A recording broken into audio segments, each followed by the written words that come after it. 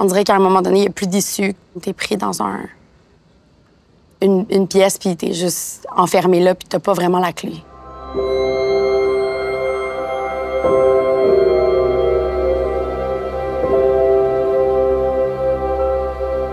J'ai rencontré mon ex en 2015. C'était un étudiant en droit. On avait plein de points communs, plein de conversations intéressantes. Mon homme idéal, c'était un peu lui sur papier. Par la suite, notre relation a commencé à changer lorsque je suis tombée enceinte. Ça a commencé avec des tâches qu'il me demandait. J'avais une routine à faire, j'avais une fiche Excel avec des tâches. Pour lui, en fait, c'était la façon de me formater, dans ses termes, à être une bonne mère, puis à être une bonne femme, puis à être une bonne personne à la maison. J'ai toujours été une femme super indépendante, donc la façon que j'ai réagi à ce moment-là, c'est d'être vraiment en confrontation. Ça le mettait vraiment en colère. Puis plus que ça le mettait en colère, en fait, plus qu'il devenait violent. Il frappait dans les murs ou il se fâchait, puis il lançait quelque chose. C'est là que j'ai été victime d'étranglement pour la première fois. Puis là, il avait la peur de partir parce que là, j'ai senti que son contrôle était encore plus grand. Lui, ce qu'il me disait, c'est « je vais faire croire aux gens que t'es folle, puis je vais m'assurer que t'aies plus la garde de notre enfant ». En fait, pour moi, à ce moment-là, c'est comme si je suis plus grand-chose. Puis je crois plus vraiment en mes capacités de m'en sortir parce que j'ai l'impression que tout ce qu'il me dit est vrai. Je me disais, je suis rien comparé à lui. Lui, il va être avocat. Lui, il a une carrière. Moi, j'ai pratiquement tout perdu en étant avec lui. Ouais. La plus grande violence que j'ai vécue, c'est un étranglement, mais assez long pour que je perde conscience. Cette fois-là, quand je me suis réveillée d'un évanouissement, mon fils était à quatre pattes à côté de moi, puis il était parti. Et j'ai su à ce moment-là que je voulais quitter, en fait. Et par la suite, dans le fond, j'ai appelé la maison d'hébergement. Je leur ai demandé si j'avais une place le lendemain matin. C'était vraiment difficile. J'étais l'ombre de moi-même.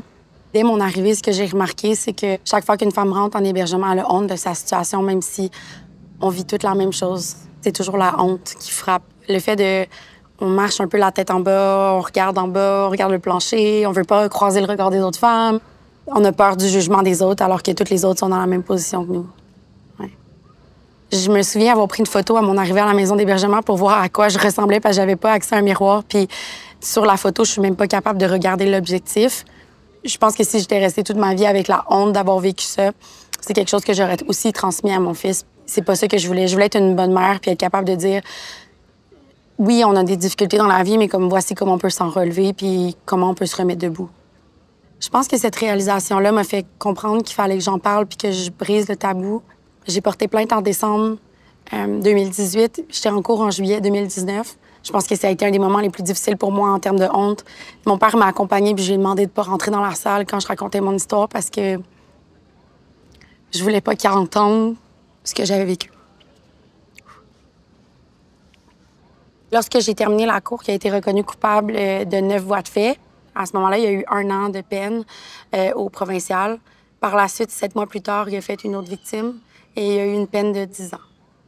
J'avais vécu pratiquement 3 ans de ma vie dans le silence. Autant je m'étais sentie seule pendant ces moments-là, autant maintenant je me sens plus seule. Quand j'en parle, je sais qu'il y a des gens derrière moi qui sont fiers de voir où est-ce que je suis rendue maintenant. Aujourd'hui, ça va vraiment bien. J'ai un travail que j'adore. J'ai mon petit garçon qui grandit dans un milieu sain.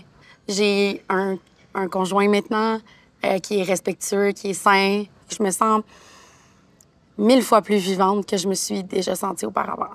1000 fois plus vivante.